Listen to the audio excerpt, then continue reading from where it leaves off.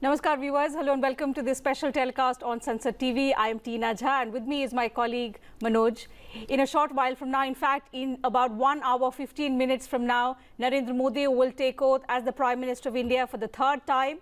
The ceremony is being held at the Rashtrapati Bhavan in the presence of a large gathering of national and international dignitaries.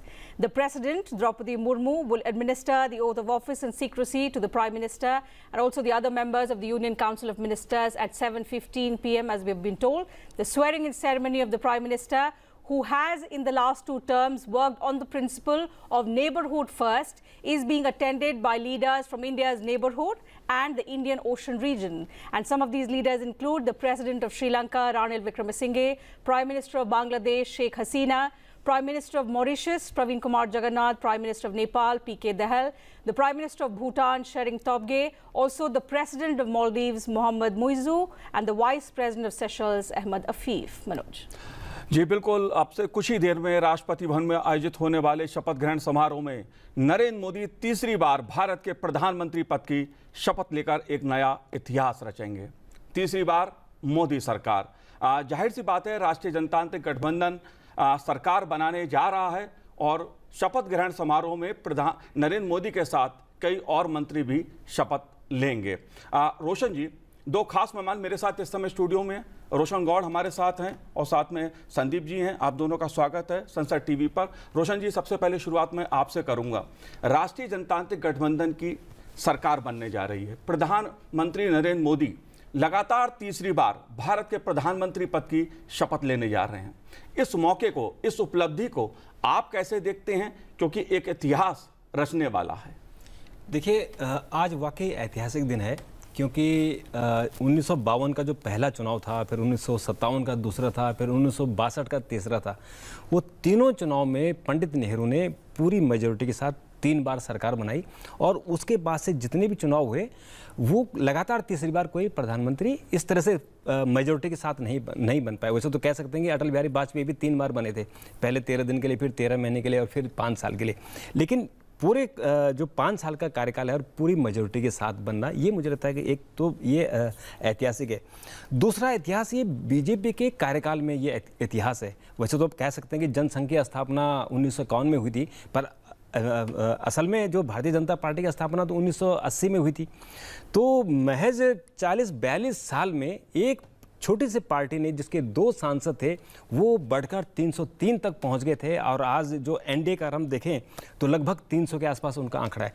तो ये बहुत बड़ी उपलब्धि है भाजपा संगठन के लिए और जो भाजपा की विचारधारा से लोग जुड़े हुए हैं उनके लिए, और जो उन्होंने 10 साल का कार्यकाल किया और 10 साल में जो उन्होंने जो एक विचारधारा के साथ वो चले, वो मुझे लगता है कि बहुत बड़ी उपलब्धि है। इसलिए आज का दिन ऐतिहासिक दिन है, इसको कोई सामान्य दिन नहीं माना जाना चाहिए। Absolutely. Taking on from what Mr. Gore is suggesting, Mr. Fukun, if we look at the history of independent India precisely, he's the only person who's set to take oath now for the record third time. It was Pandit Nehru. Globally also, there have been only 6 leaders who have achieved this kind of an enviable feat. So taking on from here, how do you look at Narendra Modi's third government? And because, of course, swearing in is very important today. It's going to happen in an hour from now. What kind of selection do you expect the Prime Minister to make in terms of his Council of Ministers to facilitate a smooth functioning of his cabinet?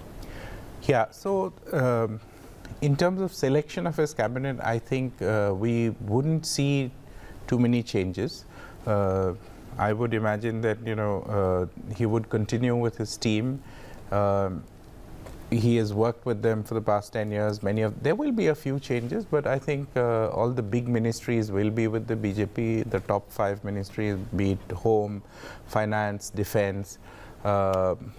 These are ministries that know the principal party in any coalition. This is a coalition government. Yes. The big difference between 2014 and 2019 and the 2024 victory is that earlier also the NDA government was a coalition government, but in terms of decision making, the BJP did not need any other numbers, any other ally. They had numbers of their own, and they could take a decision on their own.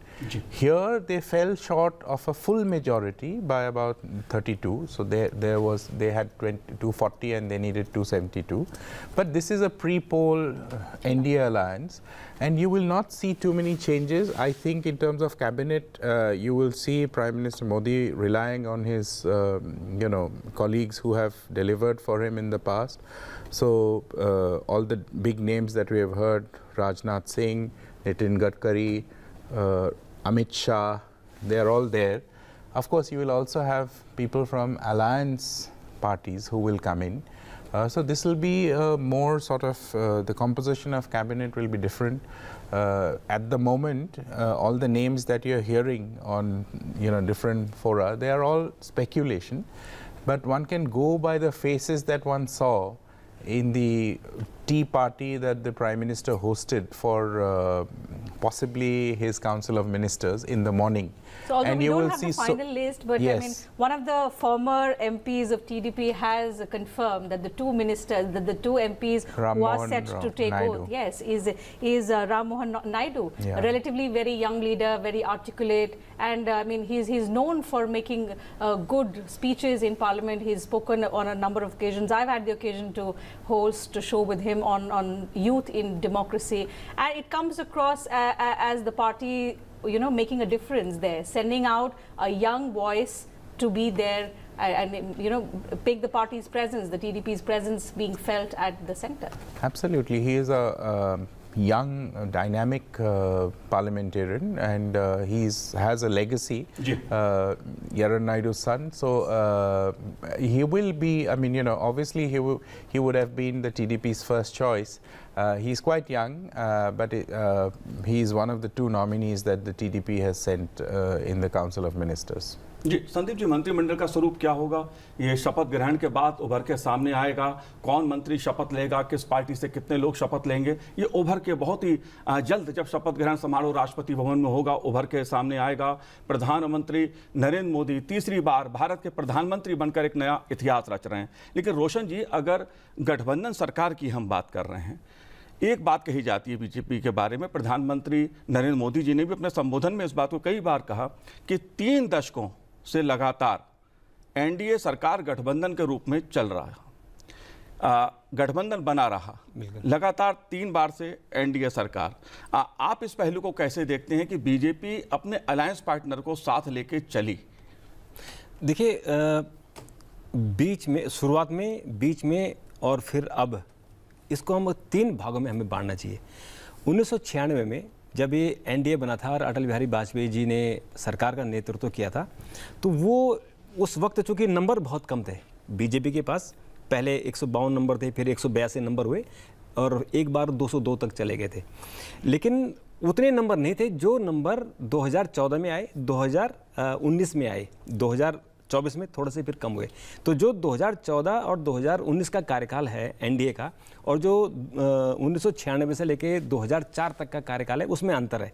उसमें अटल बिहारी वाजपेयी जी को जो घटक दल थे वो थोड़ा सा अपने हिसाब से भी चलाते थे, उनकी जो डिमांड होती थी राज्यों की उसको पूरा करना उनकी मजबूरी हो गई थी। लेकिन 2014 से लेकर 2024 तक वो नहीं चल पाए। लेकिन 2024 के बाद ऐसा लग रहा है अभी कि शायद वो स्थिति आए, और हालांकि बहुत ज़्यादा तो नहीं आएगी, पर जो टीडीपी के हमारे नेता हैं चंद्रबाबू नायडू, जो कि उनको अमरावती राजधानी बनानी है, तो हो सकता है कि उनकी कुछ शर्तें हों। और जेडीयू के जो हमारे नेता हैं नीतीश कुमार जी, हो सकता है कि बिहार को लेकर जो स्पेशल स्टेटस की ओर डिमांड कर रहे हैं उसको लेकर कुछ शर्तें हों। मुद्दों पे हम बात करेंगे, लेकिन सीधी तस्वीरें आप देखिए, शपथ ग्रहण समारोह जो कुछ ही देर में वहां पर आरंभ होने वाला है राष्ट्रपति भवन के परिसर में। नरेंद्र मोदी तीसरी बार शपथ लेंगे प्रधानमंत्री पद की। ये तस्वीरें आप सीधी देख रहे हैं। एक अगर देखा जाए टीना, एक इतिहास की दृष्टि से, राजनीतिक सफर की दृष्टि से देखा जाए तो एक बड़ा दिन है नरेंद्र मोदी जी के लिए, जिन्होंने एक इतिहास, राजनीति को देश की बदला, विकास की दृष्टि से बदला, गरीब कल्याण की दृष्टि से व्यवस्था को बदला। तमाम ऐसी पहल रोशन की नरेंद्र मोदी जी ने कि आज तीसरी बार जनादेश लेकर एनडीए सरकार बनाने जा रहा है। देखिए, इसमें न कोई शक है और न कोई उंगली उठा सकता है। अटल बिहारी वाजपेयी जी के समय जो सड़कें बनने का जो काम शुरू हुआ था, उसको प्रधानमंत्री नरेंद्र मोदी के कार्यकाल में जितनी तेज़ी से हुआ, आज देखिए कि हमारी जो इकोनॉमी है, हमारी जो जीडीपी है, वो 8.2% के हिसाब से बढ़ रही है। जहां पूरी दुनिया की इकोनॉमी इसमें गिर रही है और कहीं कहीं स्लो डाउन भी, कहीं कहीं रिसेशन का भी टाइम है, वहाँ अगर हम 8.2% की दर से अगर हम वृद्धि कर रहे हैं, आप देखिए हमारे देश में कितनी तेज़ी से करीबन 32 किलोमीटर प्रतिदिन जो सड़कें बन रही है, उसका आप हिसाब देखिए। हमारे देश में 80 करोड़ लोगों को मुफ्त राशन मिल रहा है। इसका मतलब कि हमारी एग्रीकल्चर ग्रोथ रेट बहुत अच्छी है, तभी जाके आप फ्री दे पा रहे हैं। बहुत सारे काम हुए हैं और ऐसे इतने काम हुए हैं कि हमें वो काम नज़र आ रहे हैं, दिख रहे हैं साफ साफ, और पूरी दुनिया इस बात को एंडोर्स भी कर रही है कि हिंदुस्तान में काम हो रहा है। जो गरीबी के लोग रोना रोते थे, अभी देखिए किसी भी गरीब में, किसी झुग्गी झोपड़ी में आप चले जाएं, आप वहाँ आपको DTS मिलेगा, वहाँ आपको कलर टेलीविज़न मिलेगा, उनके यहाँ आपको स्कूटी मिल जाएंगे। जो साइकिल में या साइकिल भी नहीं रख सकते थे, आज वो स्कूटर मोटरसाइकिल रख रहे हैं। इसका मतलब है कि जो गरीबी है वो कम हुई है और लोगों का जो जीवन यापन का स्तर है वो बढ़ा है। तो वो सब चीज़ें हम देख रहे हैं पिछले 10 सालों में हमने देखा। और मुझे ऐसा लगता है, जैसे प्रधानमंत्री ने कल भी जब यहाँ संसदीय दल की बैठक हुई थी, उसमें भी उन्होंने कहा था कि जो स्पीड है, अब इसमें समझौता करने की कहीं भी इसमें गुंजाइश नहीं है, उसी स्पीड से हमें आगे बढ़ना है। और ये एनडीए घटक दलों ने भी इस बात का कहा, इस बात को कि आप जो निर्णय लेंगे हम आपके साथ होंगे। तो मुझे लगता है कि आज शुरुआत हो रही है और इस शुरुआत का हम आगे देखेंगे कि कितनी गति से जो स्पीड है। इसलिए जो अभी संदीप जी कह रहे थे कि इसमें जो मंत्रिमंडल है वो उसमें बहुत ज़्यादा हमें अंतर देखने को नहीं मिलेगा, क्योंकि जिन मंत्रालयों में जो मंत्री बहुत अच्छा काम कर रहे हैं, अगर उनमें चेंज कर देंगे तो फिर नए मंत्री को समझने में 6 महीने लग जाएंगे।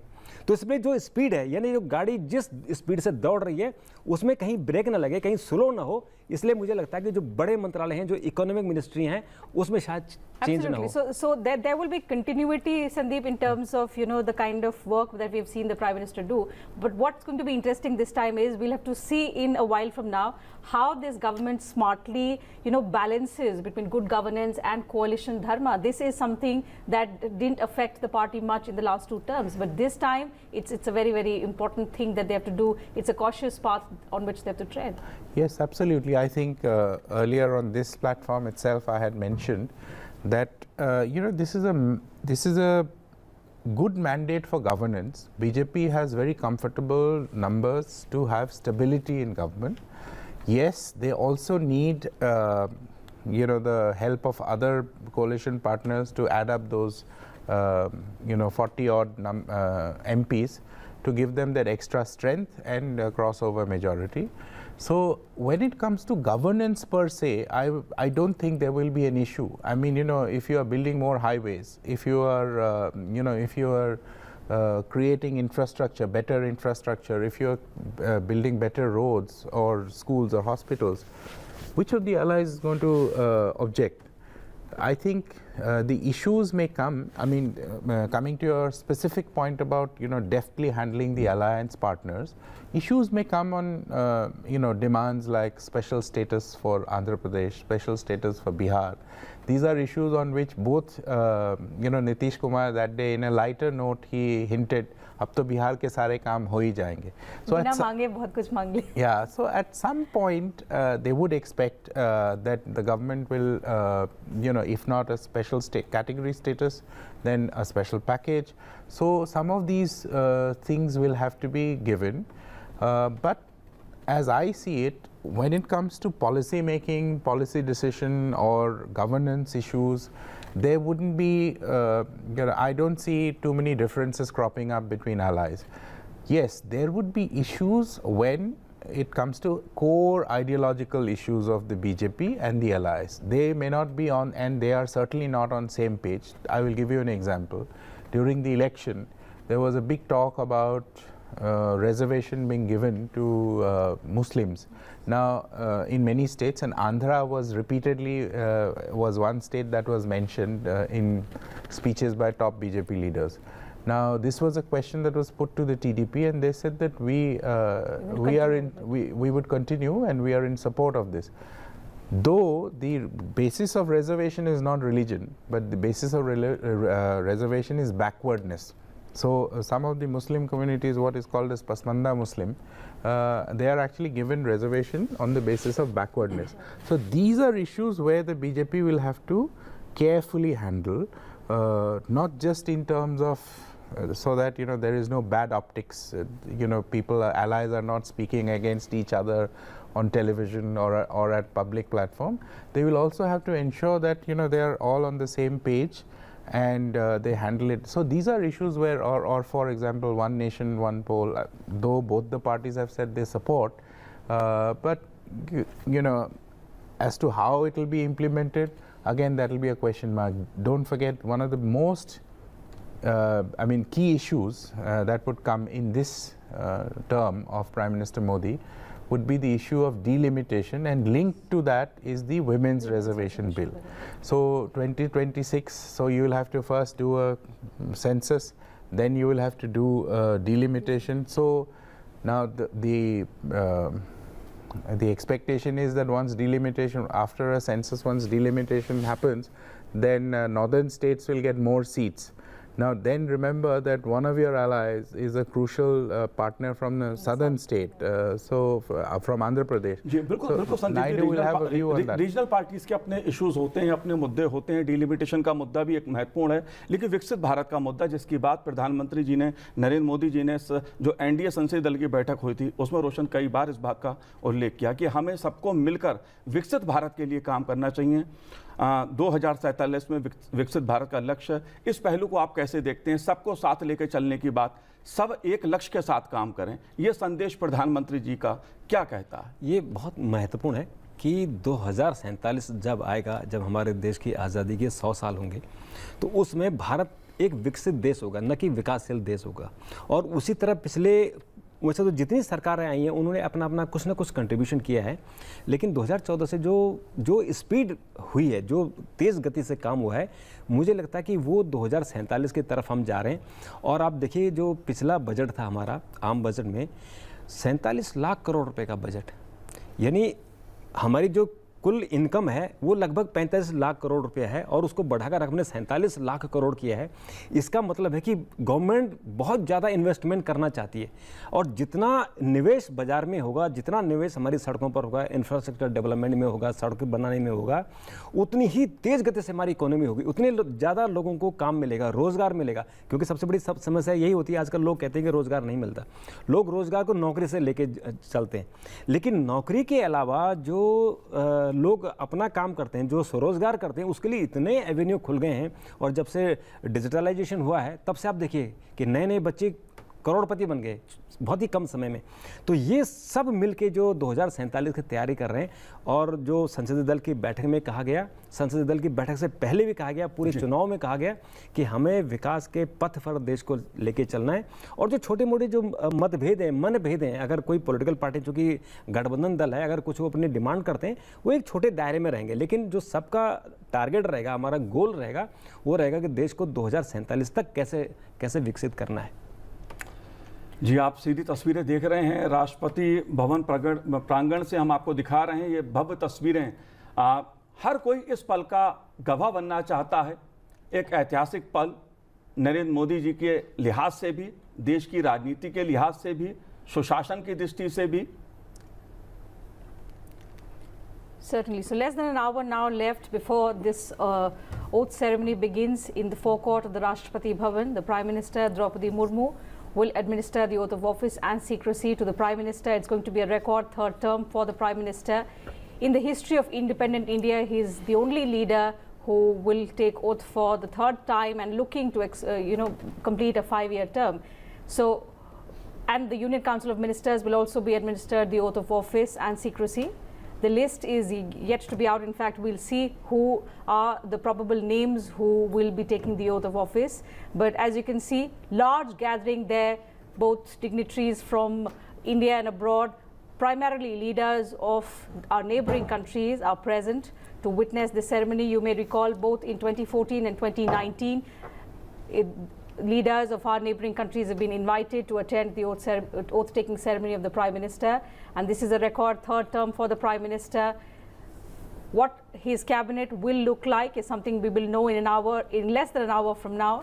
But what the priorities of Modi 3.0 are going to be is something that we are talking about with distinguished guests who continue to be with us in the studio. Mr. Fukan, getting back to the priorities, and as both of you have rightly said, there's going to be, of course, continuity and clarity and confidence is something that we have always admired the Prime Minister for in the last decade or so we've seen.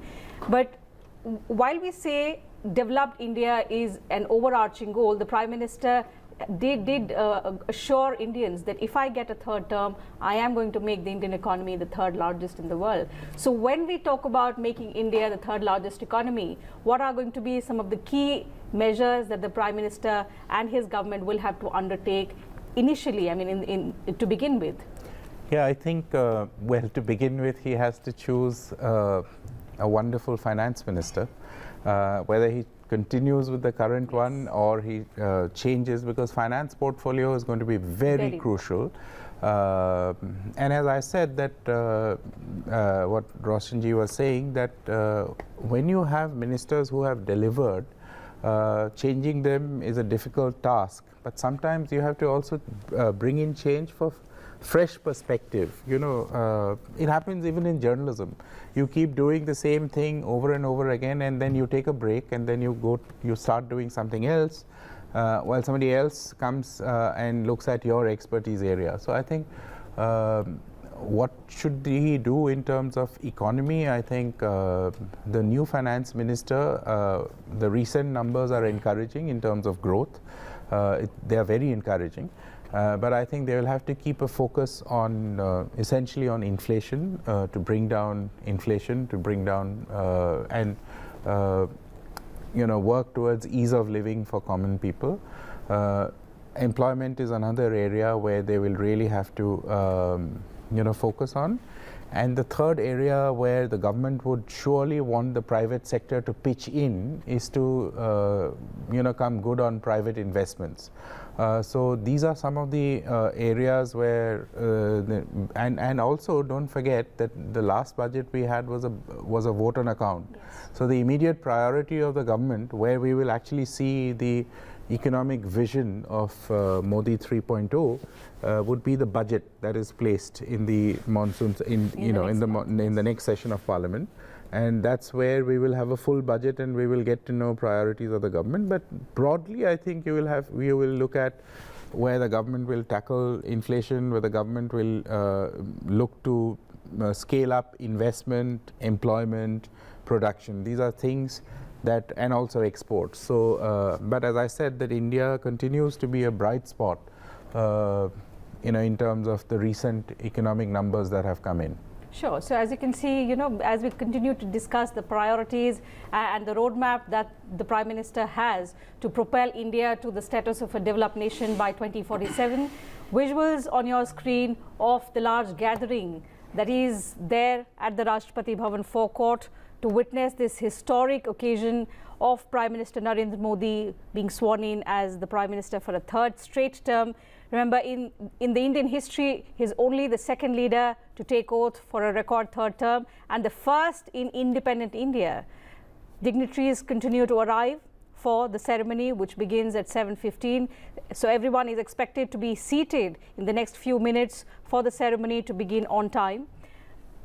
The Union Council of Ministers will also take oath after the Prime Minister, and among those present at the occasion are leaders of our neighboring countries. Remember, the Prime Minister's principle has been to keep neighbors first, and India happens to be also the first responder in times of crises to all our neighbors. We've seen that over the last decade or so, be it the coronavirus pandemic or any kind of emergency that our neighbors deal with, India is the first responder. So keeping that principle as a top priority even at the beginning of his third term, the Prime Minister has extended an invite to leaders of all our neighboring countries, and they will be present to witness the historic occasion.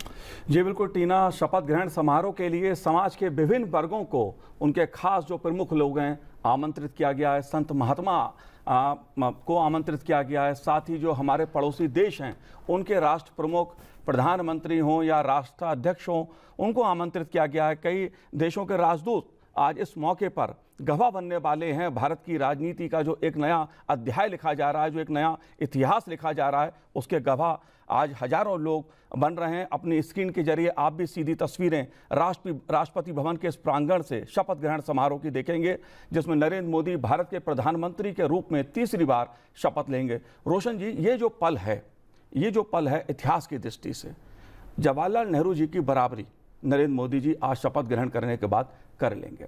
अगर मैं विकास की यात्रा की बात करूं, भारत के विकास की यात्रा की बात की जाए, तो बीते जो 10 साल रहे हैं उसमें भारत ने टेक्नोलॉजी की दृष्टि से और आर्थिक दृष्टि से, सामाजिक दृष्टि से बड़ा एक व्यापक परिवर्तन हुआ है। इस पहलू को आप कैसे देखते हैं? खासतौर से इसका उल्लेख प्रधानमंत्री जी ने अलग अलग मंचों से कई बार किया है। इस बदलाव को आप कैसे देख रहे हैं? देखिए, जैसे मैं शुरुआत में जो पहले प्रश्न का आपका मैंने जवाब दिया था कि हम जब दिल्ली से बाहर या अपने गांव से दिल्ली की तरफ आते थे तो सड़कों पर हमें गड्ढे नज़र आते थे, और हमारा जो सफ़र आज 4 घंटे का हो गया है।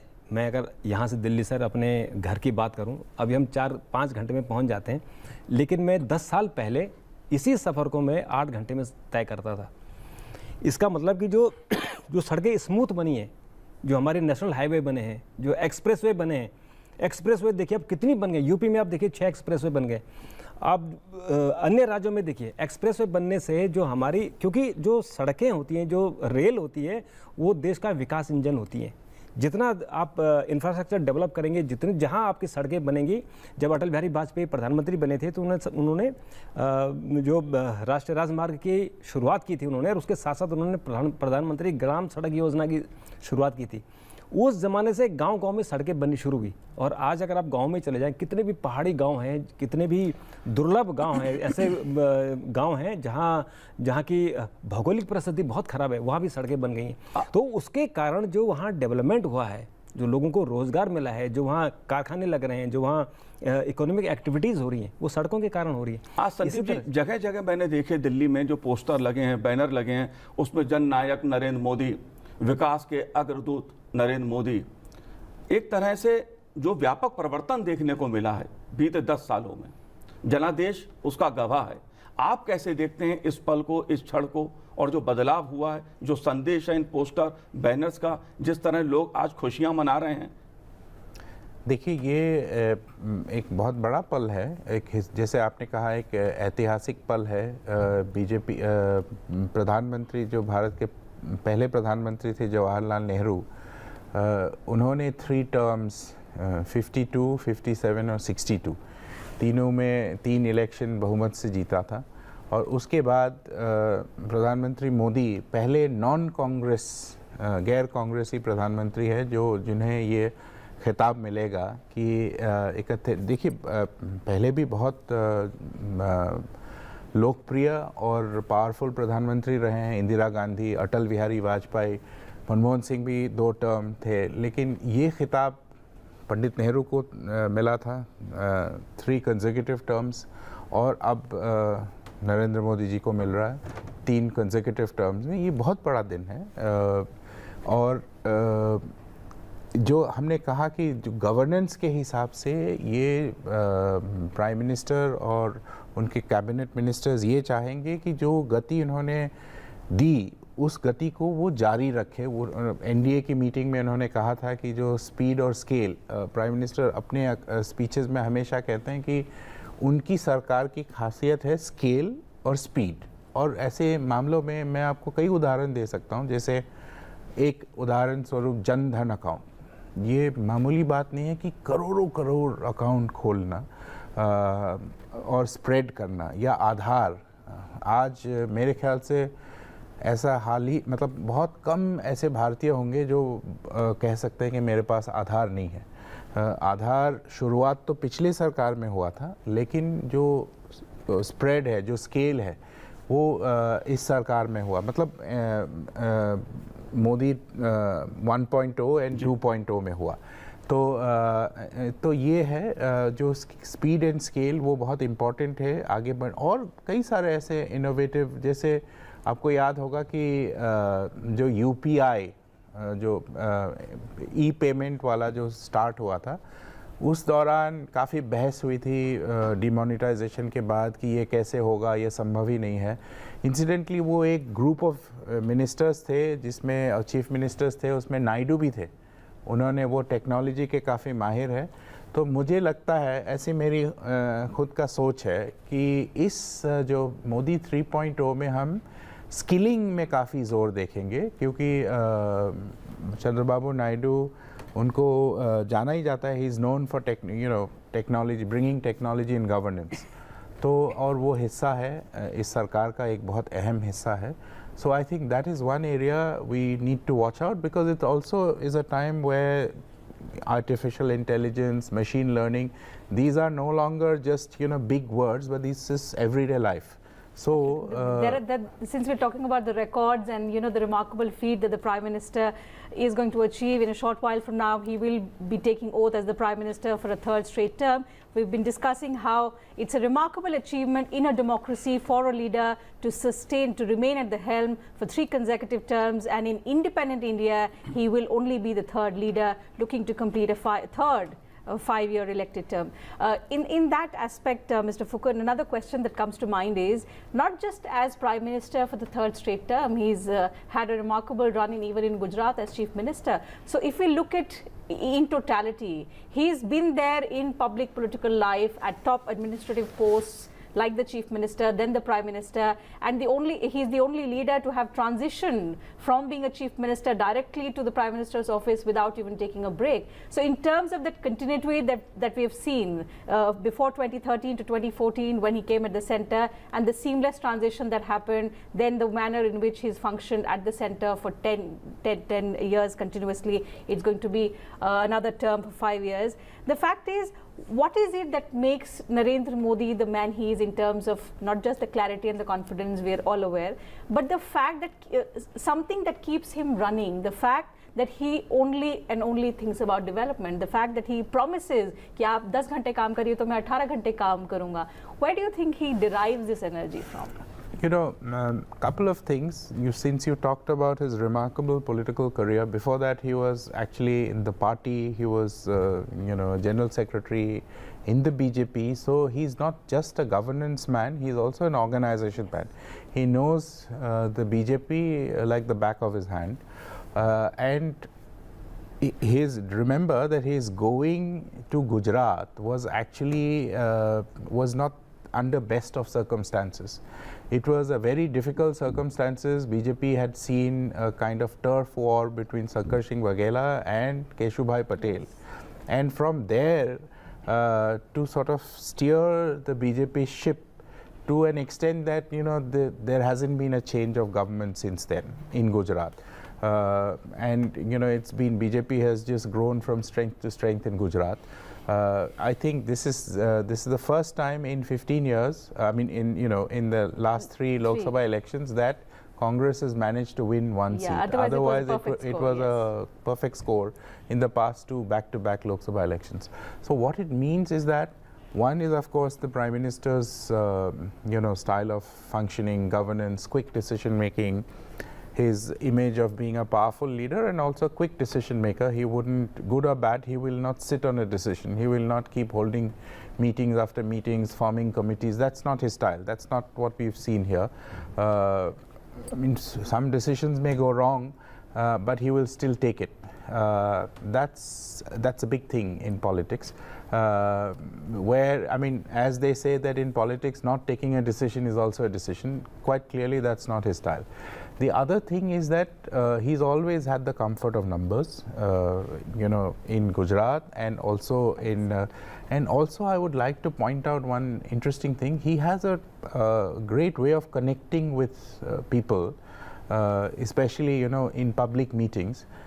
Do remember that, Atal Bihari Vajpayee and Lal Krishna Advani were among the tallest BJP leaders. They're really the founding leaders of the BJP.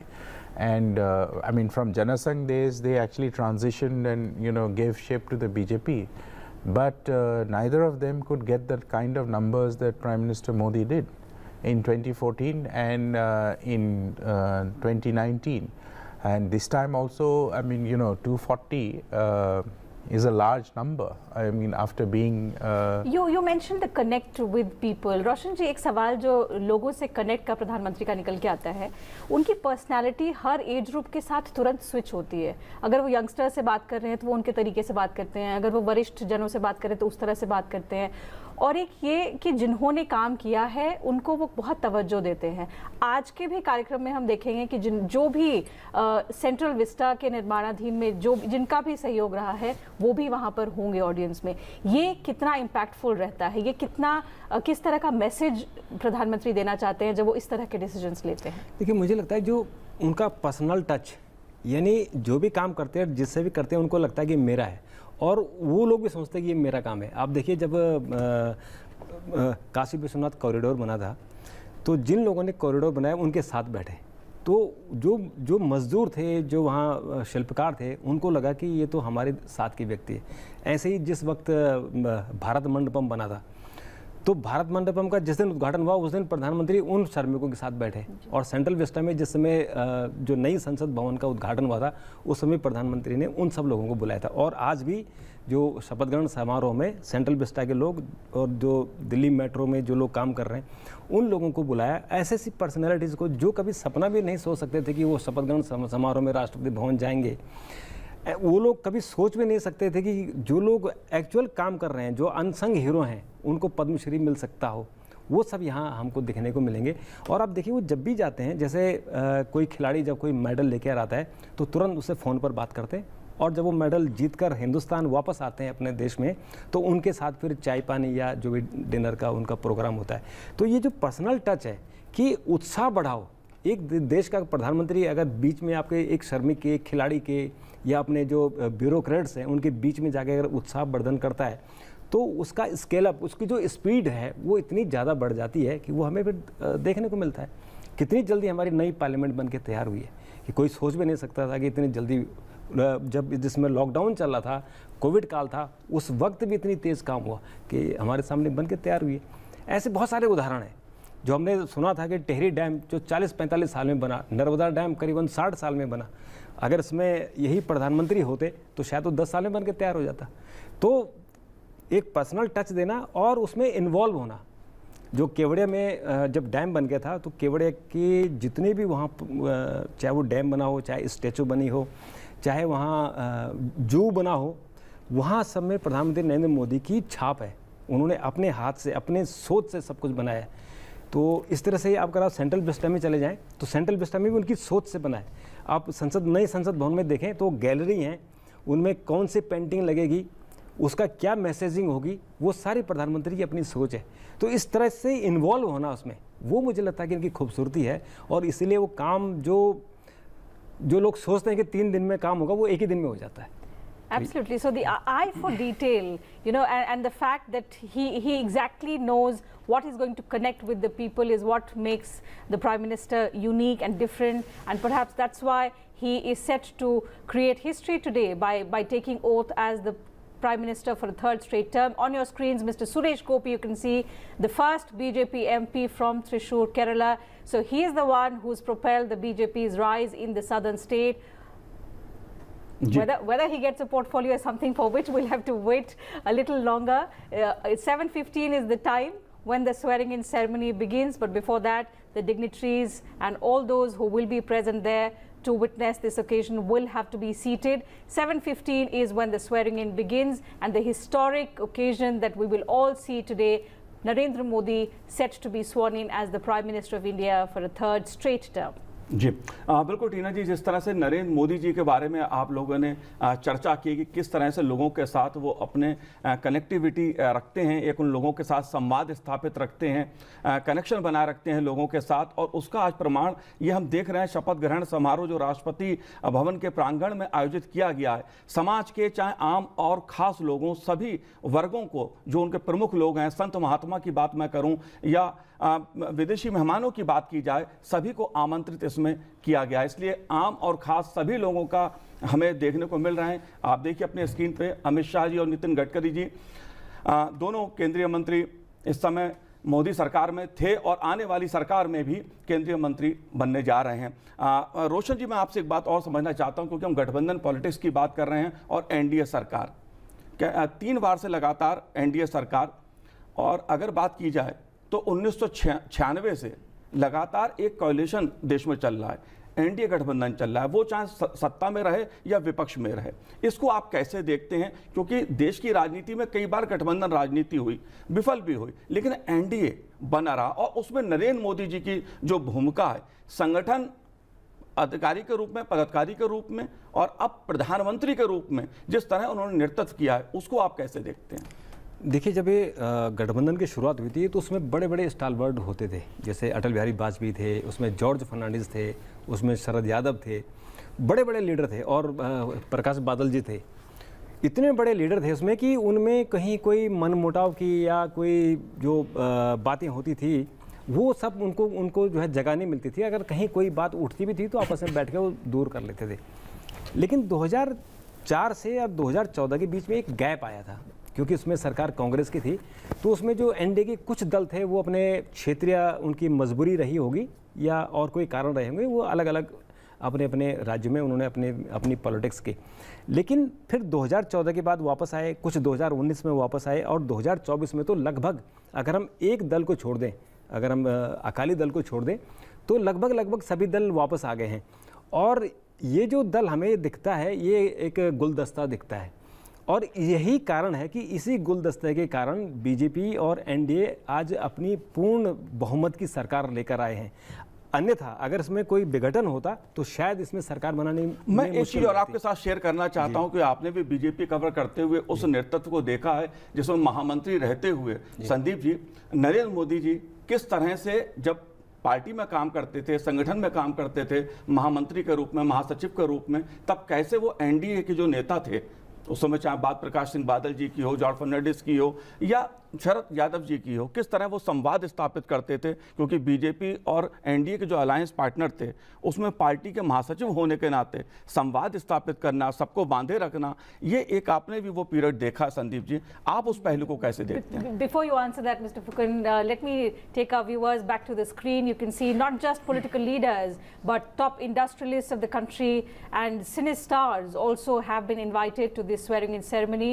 You just saw on your screens Mr. Mukesh Ambani walk in, and there on your screen Mr. Shah Rukh Khan is also there to witness this historic occasion. So it's a mix of people from all fraternities, politics, entertainment, industry, and this is a time when, of course, expectations from every section of the society galore. It's a new government which is to be formed, and every department, every segment of the society will have different expectations of their own.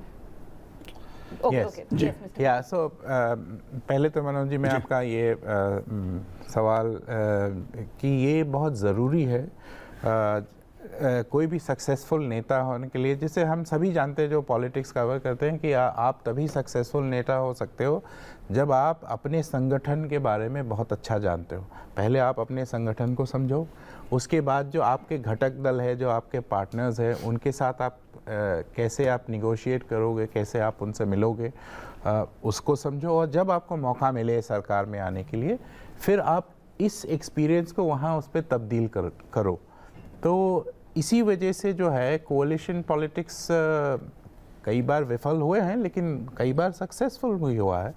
और ऐसा नहीं है कि successful, BJP ने तो बहुत अच्छा successful चलाया था वाजपेयी जी के टाइम में, लेकिन जैसे मैंने कहा कि 2014 के बाद ये एक्सपेक्टेशन नहीं था, क्योंकि बीजेपी के नंबर्स इतने बड़े बड़े नंबर्स आते, मतलब इतने भारी बहुमत से वो जीते कि वो ज़रूरत ही नहीं पड़ा। लेकिन फिर भी डिसीजन मेकिंग में ज़रूरत पड़ा या नहीं, लेकिन आप देखोगे कि उनके घटक दल लगभग अकाली दल को छोड़ के, और शिवसेना में विभाजन हो गया, बट उनको छोड़ के लगभग उनके साथ रहे हैं।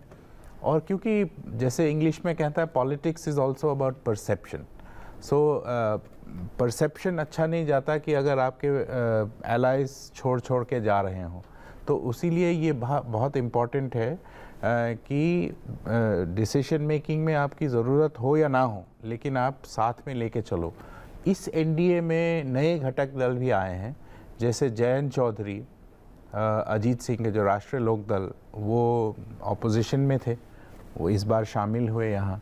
तो कुछ पुराने घटक दल चले भी गए, वैसे AIADMK चले गए, अकाली दल चले गए, अकाली दल चले गए, AIADMK भी एक इलेक्शन में आए थे लेकिन वो साथ नहीं थे। तो उनकी अपनी मजबूरी थी क्योंकि साउथ में उनको अपना अलग से लड़ना था। तो बेसिकली ये बहुत इम्पॉर्टेंट है जो आपने अभी कहा कि उस दौरान आपने आप कैसे देखते हो उस दौरान का उसका जो एक्सपीरियंस है वो सरकार चलाने में काम आता है। टीना रोशन जी, इस पहलू को इसलिए उठाना चाहता हूं कि एक ऐसा नेतृत्व एनडीए का नरेंद्र मोदी जी के नेतृत्व में, जिसने संगठन में रहते हुए एनडीए का एक प्रकार से नेतृत्व किया, एनडीए के दलों के साथ संवाद किया, उस गठबंधन राजनीति को आगे बढ़ाया जब बीजेपी उसका नेतृत्व कर रही थी, और अब 2014 से प्रधानमंत्री के रूप में एनडीए का नेतृत्व करते हुए वो तीसरी बार एनडीए को जनादेश दिलवाकर, इस 2024 के चुनाव में दिलवाकर तीसरी बार शपथ लेने जा। Since we are talking about the BJP, on your screens, one of the tallest leaders of the party, Murli Manohar Joshi, he's been also he's in fact attending this historic occasion. You know, he's been one of those leaders who has seen the party with only 2 seats, and now to witness his party forming a government at the center for a 3rd straight term. So he is there to witness this historic occasion as well. Before this, you saw the newly elected member of parliament, Kangana Ranaut. She's been elected from Mandi. She also walked in. And on the left side are perhaps the elected members who will be taking oath in a while from now. What their portfolios are going to be is something that we will know only after the ceremony is over.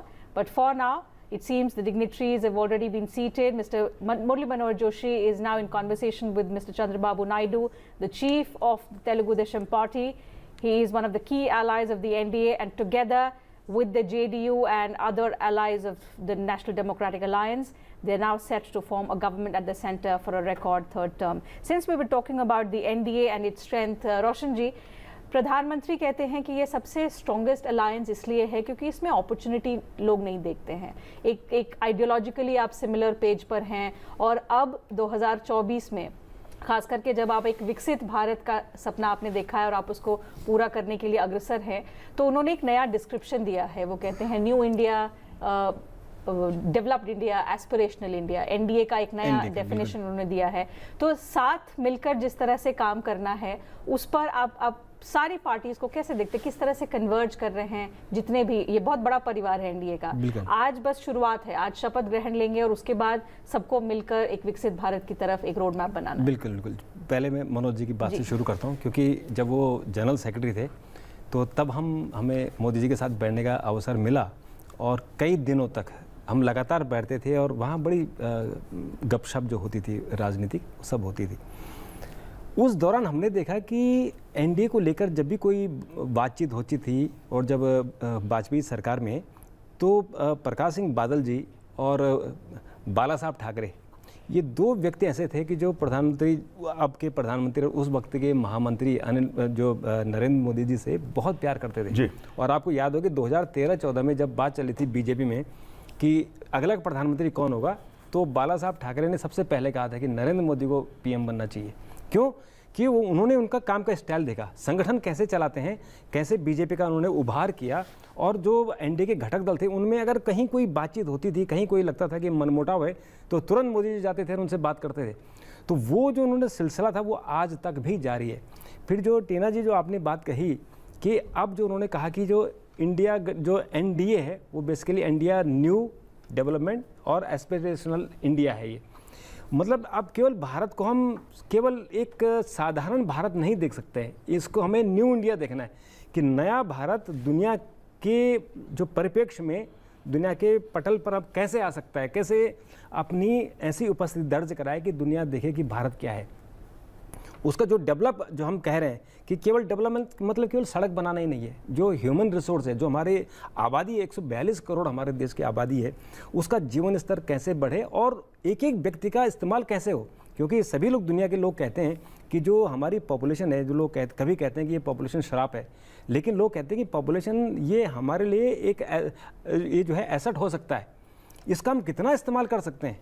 और अगर हमने इस्तेमाल ठीक से कर लिया तो मुझे लगता है कि हम तो दुनिया की किसी भी देश से आगे निकल सकते हैं। सबसे खास बात और and the most unique aspect mister Phukan of this government has been when we say development we don't just say it for the countrymen, we say it for all our neighbours, we say it for the world at large and if we look at the Prime Minister's style of functioning, the way he has taken India's soft power to the world, how helpful has it been in enhancing India's image? And also that there have been several facts about India that have been overlooked in the past, but now we see how the world is recognizing and taking note of the fact for which India is known. I think even this evening's swearing in ceremony is a significant statement in terms of foreign policy. It's a significant political statement, and I'll bring you to that. Not too long back, we were seeing headlines dominating worsening of relations between Maldives and India. And today, the Maldivian president is one of the guests of honor, President Muizu, Mohamed Muizu. So, what this shows is that yes, at one point of time, things may have soured, something may have gone wrong, but we are not keeping that to our heart. We are big enough to, we are the bigger brother, and we are big enough to forget it, forgive, and move on. So it's important. It's an important statement that has been made. And you mentioned, I think, initially in the Indian Ocean rim and the neighborhood that has come in, very significant, given the fact that we have not great relations. I mean, we don't have great relations either with Pakistan or with China. It's not a bad relation, but I mean, it's a very frozen relation. I mean, in terms of relations with China, it's frozen. So though both sides are working to arrive at a thaw, but the fact is that if you have all these other neighbors coming and attending the swearing in ceremony of Prime Minister Modi and his new cabinet and the Council of Ministers, it's a significant development. As we speak, we can see on our screens the leaders of all our neighboring countries. Sheikh Hasina, the Prime Minister of Bangladesh, Sheikh Hasina, is arriving to attend the swearing in ceremony of Prime Minister Modi. Before the Prime Minister of Bangladesh, it was the Prime Minister of Mauritius, Mr. Pravin Kumar Jagannath, who walked in. It's a great statement, as Mr. Fukan was saying, the fact that we take all our neighbors along, priority to our neighbors. India has been the first responder to all neighbors in the times of crisis. We've seen during the COVID pandemic with the kind of help we provided to our neighbors, right from precautionary kits to the PPE kits to the vaccines. When the developed world shunned their doors to all these countries, the developing countries, it was India, and especially to the neighboring countries, India stood as the big brother in times of need. We also saw a sort of reciprocation to that gesture when India was hit badly in 2021 during the second wave of pandemic. That gesture was reciprocated, wherein all these neighbors joined hands in turn to help India with all that was needed. So these are small gestures, but they make big statements when it comes to relations between countries. One wrong statement and the relations can turn sour. But as Mr. Fukan rightly said, we are the big brother. We, by inviting the President of Maldives, it's a big gesture by India, and it shows that we can forget and forgive and once again join hands, because what matters is the development of the people of both countries, India and the Maldives. जी बिल्कुल टीना जी के भारत की विदेश नीति की बात की जाए और जिसको आज आप स्क्रीन पर देख भी रहे हैं, चाहे शेख हसीना हो या दूसरे देश जो भारत के पड़ोसी देश हैं, उनके यहाँ से जो राष्ट्र अध्यक्ष या वहाँ के प्रमुख जो इस शपथ ग्रहण समारोह में भाग ले रहे हैं, वो इस बात का प्रमाण है कि भारत ने किस तरह अपने पड़ोसी देशों के साथ मधुर संबंध स्थापित किए हैं।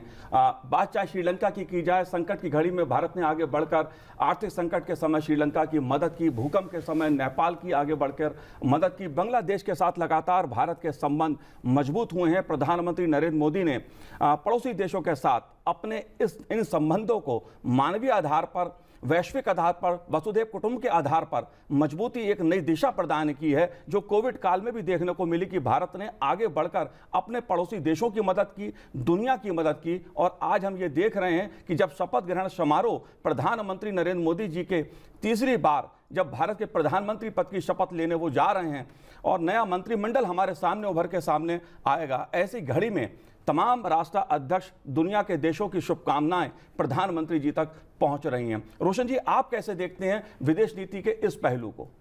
देखिए, जो आज मेहमान आए हैं वो मुख्य तौर पर हम जो है दक्षिण कह सकते हैं, लेकिन इसमें दो बहुत महत्वपूर्ण है। एक है श्रीलंका और एक है इसमें मॉरिशस और मालदीव, जो कि मोएजू, जिन्होंने बिल्कुल भारत के खिलाफ एक बार उन्होंने बिल्कुल तलवार निकाल ली थी और लग रहा था कि संबंध बहुत खराब हो जाएंगे, तो वो संबंध वापस कैसे पटरी पर आए, कैसे मालदीव की हम लोग मदद करने लगे, ये इसमें देखने वाली बात है।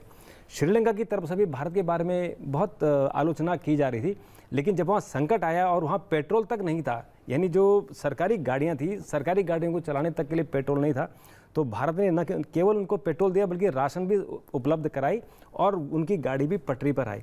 लाइन ऑफ क्रेडिट दिया, बिल्कुल, हाँ, बहुत कुछ किया, बहुत कुछ किया। मतलब कि श्रीलंका आज अपने पांव पर खड़ा हो पाया है दोबारा से। जो अराजकता था, आपको कुछ उस समय की अगर आप तस्वीरें याद करें तो लोग, as the largest democracy, you also help that country uphold democracy and ensure that the situation of civil war does not arise. We'll continue with the discussion, but on your screens once again, let me take our viewers back to what's happening. A lot of activity going on. You saw the international dignitaries arriving at the venue, and now the Chief Justice of India, Mr. D.Y. Chandrachud, with his spouse also arriving at the occasion. So it's one event, of course. It happens every 5 years, but the kind of importance it holds this time around, you will see a Prime Minister taking oath for the third straight term with a lot of promise. The kind of functioning we've seen, he's propelled India from the fragile 5 to the top 5, and now his promise is that into his third term he will ensure that the Indian economy becomes the third largest economy in the world. It's this promise perhaps of the Prime Minister and you know the style of functioning, Mr. Phukun, that has ensured that the BJP has come back to power for a third straight term. We were talking about India's foreign policy. We've seen also the kind of clear approach of this government when it comes to relations with foreign countries, and how we're also, I mean, equally articulate when it comes to India's interests. We've navigated that thin line very, very well. So we've balanced our relations equally well with the United States, also with Russia. yes, absolutely. Just to add to what Roshanji was saying about the neighborhood first policy, it's also important for our own strategic reasons. If you recall, both China and Sri Lanka are, they are countries who are being wooed by China. So Sri Lanka and Maldives, so that they do not go and sit right next to China, or so this is important for us to keep good relations with them. Even if they are not our immediate, even if you can't make them our all-weather allies, at least they should not be hostile. Yes. I think that's the idea perhaps the foreign policy mandarins would take. When it comes to negotiating, yes, to begin with, we have a professional diplomat who's the foreign minister, external affairs minister, Mr. Jaishankar. He is from the Indian Foreign Service. He's handled a lot of these tricky questions and tricky issues, and we've seen how he's handled actually these questions when they were being raised in several Western countries. And he said that every country actually decides its foreign policy by considering what's good for them as a country. So if we are getting cheaper Russian oil, why not? India as a country has tried to broker peace between Russia and Ukraine. It has certainly not tried to arm one, because there are two parties to this armed conflict, Ukraine and Russia. While the Western countries have tried to arm Ukraine and take sides, India has actually tried to argue that war is no solution. It does not, there are no winners in this battle, in this war. So both Russia and Ukraine should come to the negotiating table. I don't think that's a position anybody can argue. And just because some Western blocs would want a particular country to take a certain stand, it doesn't mean that we have to take a stand. Sure, So and it shows that, I mean, and I remember that this was a question that was actually raised in one of the parliamentary standing committee meetings on foreign policy, and this issue came up, and to the best of my knowledge, I recall covering that meeting, and Rahul Gandhi had endorsed बिल्कुल संदीप जी, टीना जी, अगर हम बात करें foreign policy में भारत ने कई उपलब्धियां हासिल की हैं, लेकिन आज का दिन भारत के लोकतंत्र का दिन, भारत लोकतंत्र की जननी अगर दुनिया में कहा जाता है, भारत को माना जाता है, तो उसके पीछे ये दृश्य हैं जो दिखाता है कि किस तरह 2024 का जनादेश आया और उस जनादेश के बाद नरेंद्र मोदी भारत के प्रधानमंत्री पद की शपथ लेने जा रहे हैं कुछ ही क्षणों में, कुछ ही देर में. And as that happens in a while from now, you can see the Speaker of the 17th Lok Sabha, Mr. Om Birla. He's now been elected as a member of Parliament once again from the Kota parliamentary constituency in Rajasthan. He's making way to the venue where the swearing-in ceremony will begin in exactly 15 minutes from now. The fact that, you know, it's an important day from all aspects, domestic, in terms of the kind of economic growth that we expect for our country. Also at the same time, because the world is watching us, it's the world's largest democracy, making a statement there, ensuring that we will see continuity and rapid growth as we embark on our journey towards a developed India. So the fact that रोशन जी हम जो बात कर रहे थे कि foreign policy में जिस तरह का स्टांस देखा हमने, नेशन फर्स्ट का जो हमारा पॉलिसी रहा और एट द हेल्म हमने देखा कि हमारे एक्सटर्नल अफेयर्स मिनिस्टर हैं, कई स्ट्रॉन्ग स्टेटमेंट्स उन्होंने इंडिया के हित में लेकर दिए.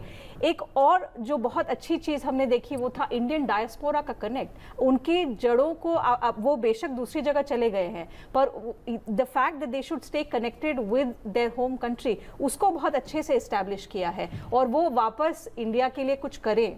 बिल्कुल, ये कहीं ना कहीं उनमें ये फीलिंग जगाई गई है पिछले 10 बिल्कुल सालों. जो फॉरेन पॉलिसी की बात कर रहे थे संदीप जी, उसमें मैं 2 पॉइंट और जोड़ना चाहता हूँ.